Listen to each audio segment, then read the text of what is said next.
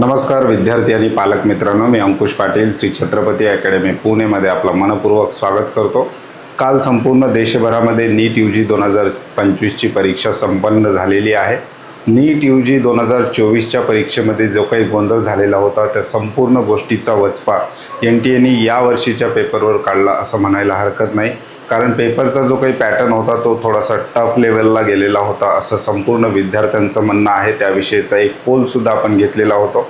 किती टक्के विद्यार्थी म्हणतात पेपर टफ होता, किती टक्के विद्यार्थी म्हणतात पेपर इझी होता आणि किती टक्के विद्यार्थ्यांना पेपर मॉडरेट लेवलला वाटतो याविषयी सुद्धा आपण पाहणार आहोत।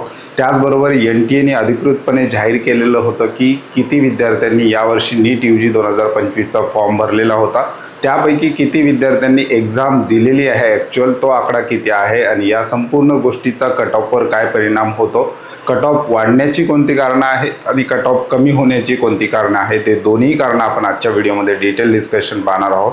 चॅनलवर नवीन असाल तर अशाच माहितीपूर्ण व्हिडिओसाठी श्री छत्रपती अकॅडमी पुणेच्या यूट्यूब चॅनलला सबस्क्राईब करा। त्याचबरोबर नीट यूजी 2025च्या ऑनलाईन आणि ऑफलाईन पेड काउन्सिलिंग सर्व्हिसेसला आम्ही सुरुवात केलेली आहे। डिस्क्रिप्शन बॉक्समध्ये आमचे ऑफिशियल कॉन्टॅक्ट नंबर दिलेले आहेत, त्या नंबरला कॉल किंवा मेसेज करून तुम्ही आमच्या पेड काउन्सिलिंग सर्व्हिसविषयी अधिक माहिती घेऊ शकता। व्हिडिओला आपण सुरुवात करतोय। व्हिडिओचा जो काही विषय आहे तो विषय आहे नीट यूजी 2025 एक्झाम ॲनालिसिस आणि ॲडमिशन प्रोसेस समोरच्या कशा प्रकारे होणार आहेत, त्याचबरोबर कट ऑफवर कशा प्रकारे परिणाम होणार आहेत, कट ऑफ वाढण्याची कारणं आणि कमी होण्याची कारणं, हे डिटेल ॲनालिसिस आपण आजच्या व्हिडिओमध्ये पाहणार आहोत। तत्पूर्वी श्री छत्रपती अकॅडमी पुणेनी महाराष्ट्र राज्यातील पहिलं कॉलेज प्रेडिक्टर ॲप आपण लॉन्च केलेलं आहे। विद्यार्थ्यांनी नीट एक्झाम दिलेली आहे, त्याचबरोबर विद्यार्थ्यांना विविध कोचिंग क्लासेसच्या आन्सर कीच्या माध्यमातून आपला स्कोर त्या ठिकाणी कळालेला आहे। एक अंदाजित स्कोर विद्यार्थ्यांनी काढलेला आहे। त्या स्कोरच्या बेसिसवर विद्यार्थ्यांना यावर्षी कोणतं कॉलेज मिळू शकतं कोर्स वाईज याची डिटेल इन्फॉर्मेशन आपण या ॲपमध्ये दिलेले आहे। एआयच्या मदतीने आपण स्कॅन करून विद्यार्थ्यांना एक टेंटेटिव्ह लिस्ट विद्यार्थ्यांना या ठिकाणी देणार आहोत की त्या मार्क्सच्या बेसिसवर तुम्हाला कोणतं कॉलेज मिळू शकतं। ॲपची जी काही लिंक आहे ती डिस्क्रिप्शन बॉक्समध्ये दिलेली आहे। अँड्रॉइड युजर्स त्याचबरोबर आयफोन युजर यासाठी वेगवेगळ्या लिंक्स आपण त्या ठिकाणी दिलेल्या आहेत। ॲपचा इंटरफेस अशा प्रकारे आहे। विद्यार्थ्यांनी ॲपमधली जी काही माहिती आहे सुरुवातीचं लॉग इन ते त्या ठिकाणी व्यवस्थित भरल्यानंतर विद्यार्थ्यांना ॲपचं इंटरफेस अशा प्रकारे येणार आहे। त्या ठिकाणी लॉग इन करत असताना ऑल इंडिया रँकसुद्धा त्या ठिकाणी विचारलेला आहे लॉग इन पोर्टलला। तर या ठिकाणी तुम्ही रँडम 1च्या वर किती ऑल इंडिया रँक टाका आणि तुमचे जे काही ॲक्च्युअल मार्क्स अंदाजित आहेत येणारे ते तुम्ही त्या ठिकाणी भरा। उदाहरणार्थ 530 मार्क्स असतील तर 530 आणि ऑल इंडिया रँक 1च्या वर किती टाका, कारण आपण या ठिकाणी स्कॅन विद्यार्थ्यांचे मार्क्स करणार आहोत आणि मार्क्सनुसार विद्यार्थ्यांना कोणतं कॉलेज मिळेल या संदर्भातली लिस्ट त्या ठिकाणी देणार आहोत। ऑल कॉलेजेस संपूर्ण कॉलेजेस बघायचं असतील महाराष्ट्र राज्यातील तर संपूर्ण कॉलेजेस संपूर्ण कोर्सेसचे तुम्ही पाहू शकता।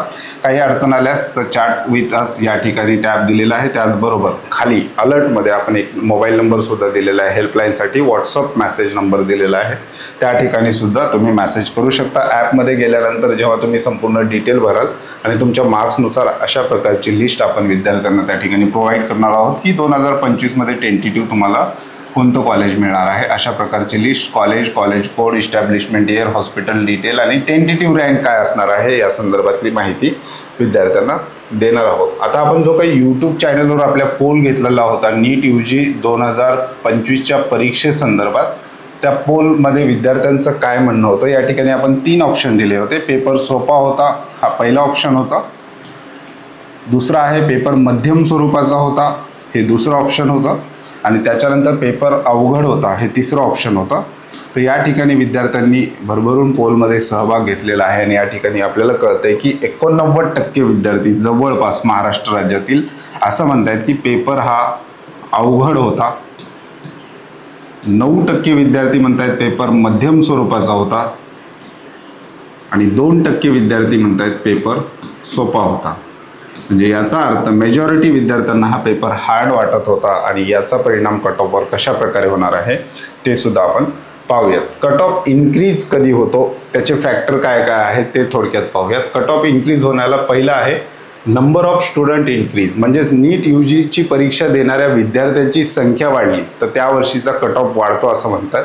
परंतु 2024च्या तुलनेमध्ये यावर्षी 2025मध्ये विद्यार्थ्यांची संख्या म्हणजे नीट ॲप्लिकेशन फॉर्म भरणाऱ्या विद्यार्थ्यांची संख्या जी आहे ती ऑलरेडी कमी झालेली होती. जवळपास NTA जाहीर केल्यानुसार 22,70,000च्या आसपास विद्यार्थी त्या ठिकाणी एक्झामचा ॲप्लिकेशन फॉर्म भरलेले होते. त्याच्यामुळे विद्यार्थ्यांची संख्या कमी झालेली, त्याच्यामुळे हा पॉईंट मायनसमध्ये जातो कट ऑफ इन्क्रीज होण्याच्या बाबतीत. त्याच्यानंतर पेपर लेवल, पेपर जर इझी असेल किंवा मॉडरेट असेल तर कट ऑफ त्या वर्षीचा वाढत असतो.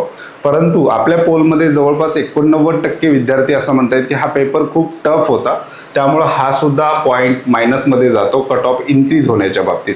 त्याच्यानंतर तिसरा महत्त्वाचा मुद्दा आहे टाय ब्रेकिंग रूल. याविषयी आपण डिटेल व्हिडिओ आपल्या यूट्यूब चॅनलवर याच्या अगोदर सुद्धा घेतलेला होता की टाय ब्रेकिंग रूल कशा प्रकारे काम करतो. रिझल्ट आल्यावर आपण याविषयी डिस्कस करू शकतो, कारण हा संपूर्ण रिझल्ट बेस आहे की सेम मार्क्सला किती विद्यार्थी आहेत याच्यावर सुद्धा कट ऑफ त्या वर्षीचा वाढणार आहे का कमी होणार आहे हे सुद्धा ठरतं. परंतु NTAने यावर्षी काळजी घेतलेली आहे की संपूर्ण देशभरामध्ये 720 पैकी 720 मार्क्स मिळवणं सुद्धा विद्यार्थ्यांना त्या ठिकाणी कठीण करून ठेवलेलं होतं. ऑल इंडिया रँकला सुद्धा 720 मार्क्स मिळवणं याची पुरेपूर काळजी NTAने फिजिक्सच्या पेपरच्या स्वरूपात घेतलेली होती आणि स्टेटमधला टॉपर 710च्या वर जाऊ नये याची सुद्धा काळजी NTAने घेतलेली आत्ता प्राथमिक स्वरूपात तरी आपल्याला पाहायला मिळते. त्याच्यामुळे हा सुद्धा मुद्दा जो आहे तो मायनसमध्ये जाणार आहे कट ऑफ इन्क्रीजच्या बाबतीत. कॅटेगरी वाईज स्टुडंट इन्क्रीज, जर कॅटेगरी वाईज स्टुडंट वाढले, एखाद्या कॅटेगरीमध्ये स्टुडंट जास्तीत जास्त वाढले तर त्या कॅटेगरीचा कट ऑफ हा वाढतो. कारण आपल्या इकडे महाराष्ट्र राज्याचा विचार केला तर सीटचं रिझर्वेशन हे कॅटेगरी वाईज असतं, त्यामुळे एखाद्या कॅटेगरीचे स्टुडंट किती आहेत त्याच्यावर सुद्धा कट ऑफ त्या ठिकाणी वाढत असतो.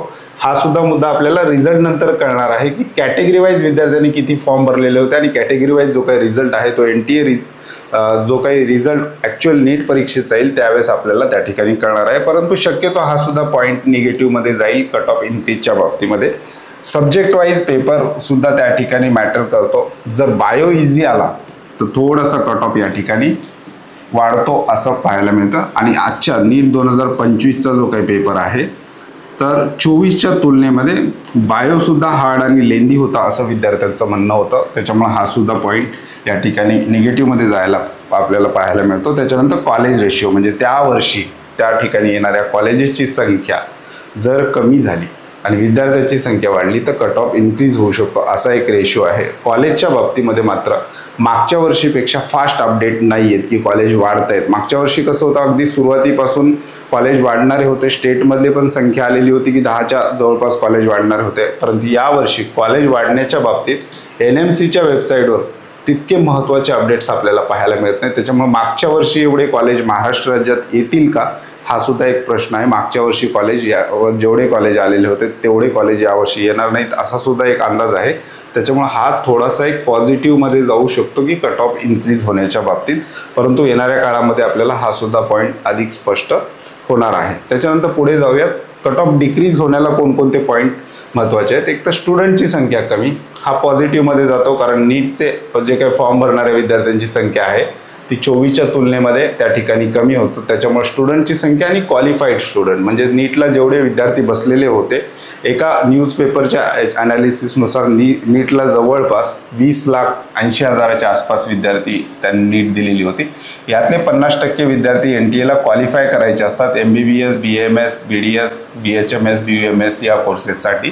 तर ही संख्या ऑलरेडी कमी झालेली आपल्याला पाहायला मिळते. त्याच्यामुळे हा एक प्लस पॉईंट आहे की यावर्षीचा कट ऑफ डिक्रीज होऊ शकतो. पेपर लेवल ऑलरेडी हार्ड होता हे आपण पाहिलेलं आहे. हा सुद्धा एक प्लस पॉईंट या ठिकाणी कट ऑफ डिक्रीज होण्याच्या बाजूनी जातो. टाय ब्रेकिंग रूल मी अगोदर सांगितल्याप्रमाणे हे रिझल्ट लागल्यावर आपल्याला त्या ठिकाणी तपासावं लागणार आहे. कॅटेगरी वाईज सीट इन्क्रीजेस, म्हणजेच त्या वर्षी कॅटेगरीच्या सीट इन्क्रीज केव्हा होतील, जर एखादं नवीन कॉलेज ॲड झालं तर कॅटेगरी वाईज सीट इन्क्रीज होऊ शकतात. परंतु कॉलेज ॲड होण्यासंदर्भात NMCच्या म्हणजेच नॅशनल मेडिकल कमिशनच्या वेबसाईटवर अद्याप काही महत्त्वाचे अपडेट्स आलेले आपल्याला पाहायला मिळत नाही. त्याच्यामुळे हा एक थोडासा निगेटिव्हमध्ये जाऊ शकतो पॉईंट कट ऑफ डिक्रीज होण्याच्या बाबतीत. Subject wise paper level optional question remove केल्यामुळे या ठिकाणी विद्यार्थ्यांचे मार्क्स कदाचित कमी येऊ शकतात. पेपरचा टफनेस लेवल याच्यामुळे मार्क्स कमी येऊ शकतात. फिजिक्सचा टफनेस लेवल याच्यामुळे मार्क्स कमी येऊ शकतात. त्याच्यामुळं हा पॉईंट पॉझिटिव्हमध्ये जातो कट ऑफ डिक्रीजच्या बाबतीमध्ये. आणि कॉलेज इन्क्रीज रेशिओ, कॉलेज किती वाढतील याच्यावर सुद्धा कट ऑफचं त्या ठिकाणी डिक्रीज किती होणार आहे याविषयी अपडेट विद्यार्थ्यांना मिळणार आहे. त्याच्यामुळे NMCच्या वेबसाईटवर आपल्याला लक्ष ठेवून राहावं लागणार आहे. त्याच्यानंतर कंडक्शन ऑफ एक्झाम कशा प्रकारे झालेली आहे याच्यावर सुद्धा कट ऑफ डिक्रीज होणार आहे का हे सुद्धा ठरणार आहे. आणि संपूर्ण देशभरामध्ये नीट UG 2025ची एक्झाम बऱ्यापैकी सुरक्षेच्या अंतर्गत झालेली आहे. नीट UG 2024ला जसा पेपर झाला तशा पेपर फुटीच्या बातम्या संपूर्ण देशभरामधून आल्या, तशा प्रकारचा प्रकार या ठिकाणी झालेला आपल्याला पाहायला मिळत नाही. नेमक्या या परीक्षेसंदर्भात महत्त्वाच्या काय काय बातम्या आलेल्या होत्या त्यासुद्धा आपण पुढच्या स्लाईडमध्ये पाहणार आहोत, की कोणत्या न्यूजपेपरला कशा प्रकारच्या बातम्या आलेल्या होत्या त्यासुद्धा आपण डिस्कस करणार आहोत. त्याच्यामुळे कंडक्शन जे आहे ते बऱ्यापैकी फेअर झालंय असं म्हणता येईल, कारण काही ठिकाणी बायोमॅट्रिकला अडचण आलेली आहे तशा प्रकारच्या बातम्या सुद्धा आलेल्या होत्या. काही ठिकाणी विद्यार्थ्यांना कॉलेज जे काही आपण सेंटर आहे याच्यामध्ये कन्फ्यूज झाल्यामुळे विद्यार्थी राईट सेंटरला पोहोचू शकले नाहीत. उदाहरणार्थ की आपल्याकडे काय होतं की एका संस्थेच्या 2 ते 3 कॉलेजेस असलेले पाहायला मिळतात आणि विद्यार्थी ना त्या ठिकाणी क्लिअर नव्हतं की एक्झॅक्ट कुठलं कॉलेज. त्याच्यामुळं काही विद्यार्थी एका सेंटरला पोहोचले होते आणि तिथं गेल्यानंतर कळालं की पेपर जो आहे तो दुसऱ्या कुठल्या तरी त्याच नावाच्या संस्थेमध्ये होणार आहे. त्याच्यामुळे विद्यार्थ्यांना त्या ठिकाणी गोंधळ झालेला सुद्धा आपल्याला पाहायला मिळतात. त्याच्यामुळे दुसरी महत्त्वाची एक बातमी आलेली होती, काही विद्यार्थ्यांना परीक्षा केंद्रावर ट्रॅफिकमुळे किंवा इतर कारणामुळे पोहोचायला थोडासा लेट झालेला होता आणि त्याच्यामुळे त्यांना आत घेऊ दिलं नाही, अशाही प्रकारच्या काही बातम्या आलेल्या आहेत. आणि काही ठिकाणी बायोमॅट्रिक फेल झाल्याच्या बातम्या आलेल्या होत्या. तर काही ठिकाणी अशा बातम्या येतात की एक्झाम हॉलमध्ये विद्यार्थ्यांना टाईम बघण्यासाठी वॉच प्रोव्हाइड केलेली नव्हती, काही ठिकाणी पाण्याची व्यवस्था नव्हती, काही ठिकाणी विद्यार्थ्यांचं म्हणणं होतं की इन्व्हिजिलेटरला ज्या काही सूचना होत्या किंवा इन्व्हिजिलेटरचे जे काही कामं होते ते काही इन्व्हिजिलेटरला त्या ठिकाणी माहितीच नव्हतं, त्याच्यामुळं त्यामध्ये सुद्धा विद्यार्थ्यांचा वेळ गेला, असं सुद्धा विद्यार्थ्यांच्या काही तक्रारी आहेत. परंतु पेपर फुटीच्या ज्या काही बातम्या आहेत त्या कमी आहेत. त्याच्यामुळे आपण म्हणू शकतो थोडीशी एक्झाम कंडक्शनच्या लेवलवर जर आपण बघितलं, कारण जिल्हा पातळीवरचे सगळे प्रशासकीय अधिकारी याच्यामध्ये समावेश झालेले होते, त्याच्यामुळं थोडीशी फेर झाली असं म्हणता येईल. परंतु ओव्हरऑल जर आपण बघितलं तर 24च्या तुलनेमध्ये कट ऑफ हा निश्चितच खूप कमी मार्क म्हणजे डाऊन येताना आपल्याला पाहायला मिळेल.